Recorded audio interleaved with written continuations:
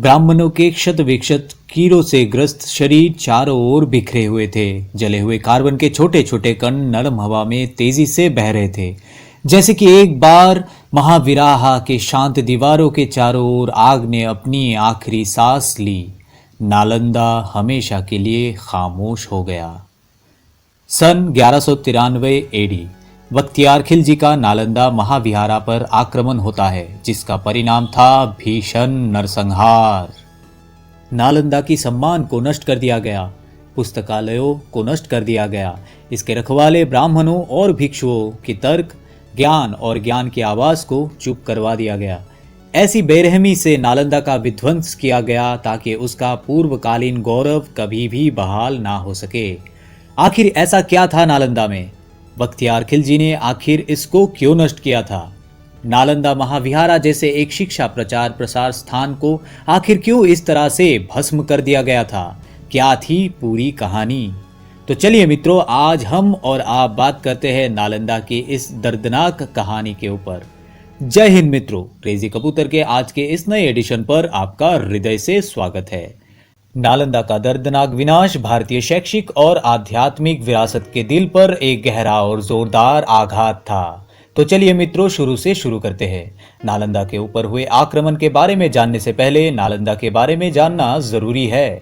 माना जाता है कि नालंदा 5वीं शताब्दी 427 से लेकर 1197 एडी समय सीमा में एक बौद्ध मठ विश्वविद्यालय हुआ करता था तथा प्राचीन मगध में शिक्षा के महान केंद्रों में से एक था। इसकी स्थापना गुप्त युग के दौरान हुई थी। वर्तमान में बिहार में इसका लोकेशन है। नालंदा संस्कृत के 3 शब्द को मिलाकर बना है, ना, आलम और दा, जिसका अर्थ होता है ना रुकने वाला ज्ञान का प्रवाह तथा अनस्टॉपेबल नॉलेज। नालंदा महाविहारा के बारे में हमें जानकारी चाइनीज ट्रेवलर ह्यूएनसांग एवं इत्सिंग के अकाउंट से मिलती है। ह्यूएनसांग 7th सेंचुरी में नालंदा आते हैं। वह इसकी स्थापना का श्रेय गुप्ता वंश की शासक कुमार गुप्ता वन को देते हैं।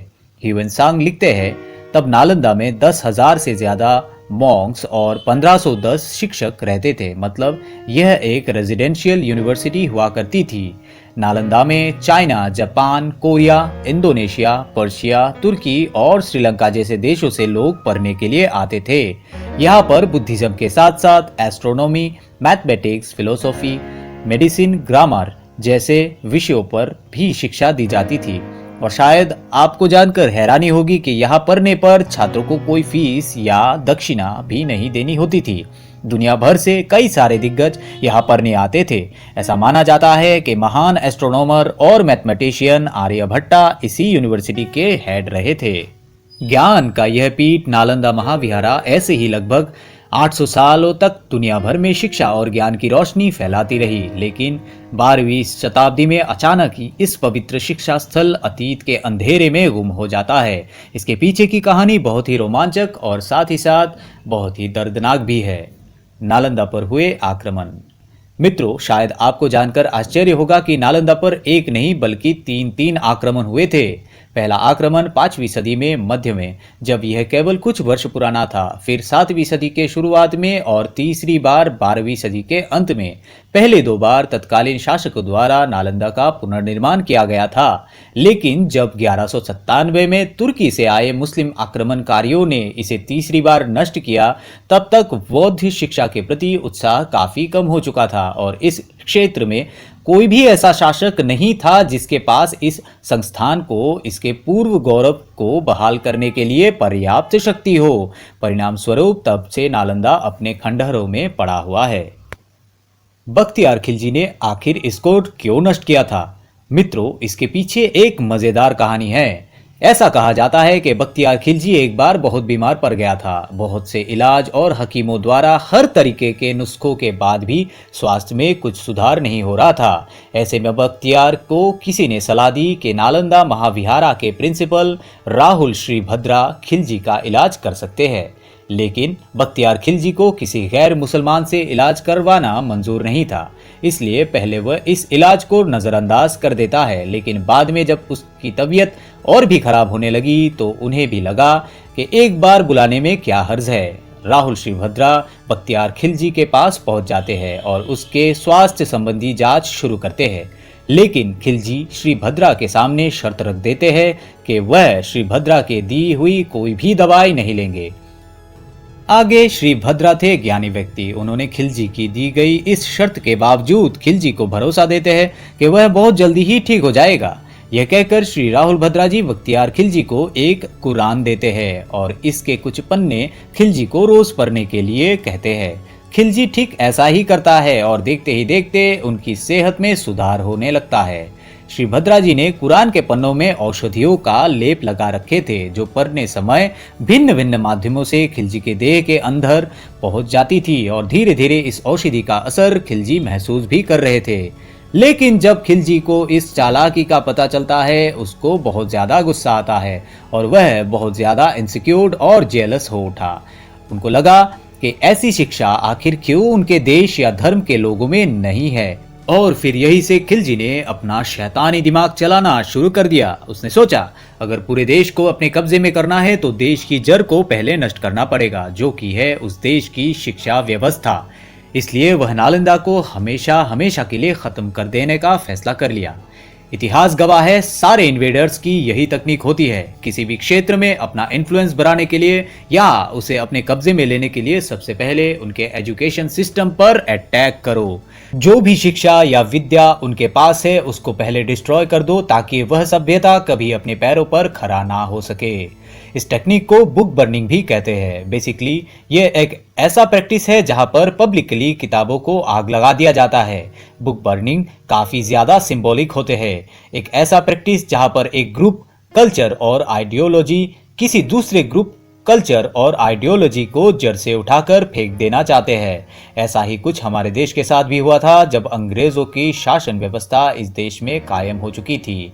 इसके बारे में आप और हम किसी और दिन बात करेंगे।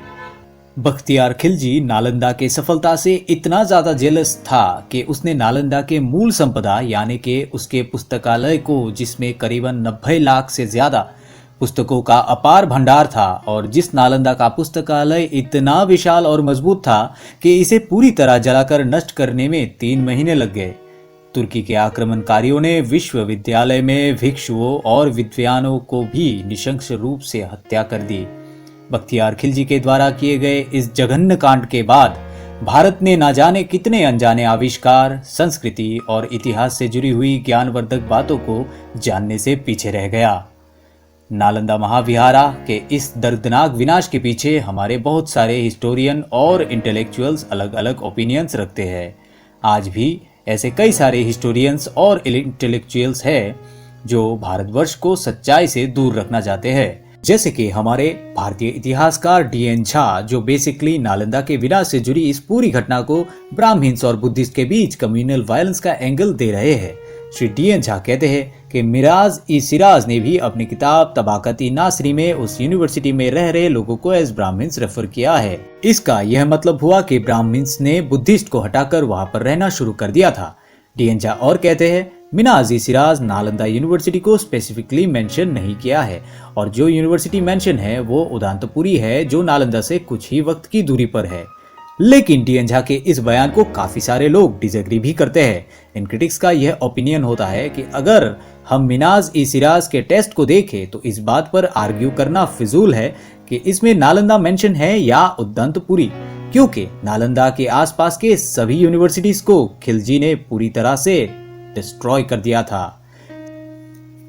सेकेंडली, इस किताब तबाकत-ई-नासरी में वह यह कहते हैं कि वहां पर मौजूद ब्राह्मणों के सर पूरी तरह से शेव्ड थे, जो नॉर्मली शिखाधारी ब्राह्मणों से काफी अलग थे। इसका यह मतलब हुआ कि वहां पर बुद्धिस्ट मॉन्क्स भी रहा करते थे। मित्रों, ये सिर्फ एक बख्तियार खिलजी की कहानी नहीं है। हमारे देश में ना जाने कितने सारे आक्रमणकारियों ने सदियों से बार बार हमारे सभ्यता, संस्कृति तथा ज्ञान को जड़ से नष्ट करने की कोशिश की है, और दुख की बात है इसका अंजाम इतने सालों के बाद भी हम भारतवासी आज भी भुगत रहे हैं। इस तरह की घटनाओं को हम भविष्य में आपके सामने लाने की कोशिश करेंगे। तो मित्रों, अगर आपको हमारा यह वीडियो अच्छा लगा हो तो इसे लाइक और सब्सक्राइब करना बिल्कुल मत भूलिएगा, हमें अच्छा लगेगा। आज के इस वीडियो में हमने नालंदा महाविहारा कैसे और क्यों नष्ट कर दिया गया था इसके बारे में बात करने की कोशिश की है। तो आज के लिए विदा लेते हैं मित्रों। आप खुश रहिए, हमारा देश भी खुश रहेगा। जय हिंद।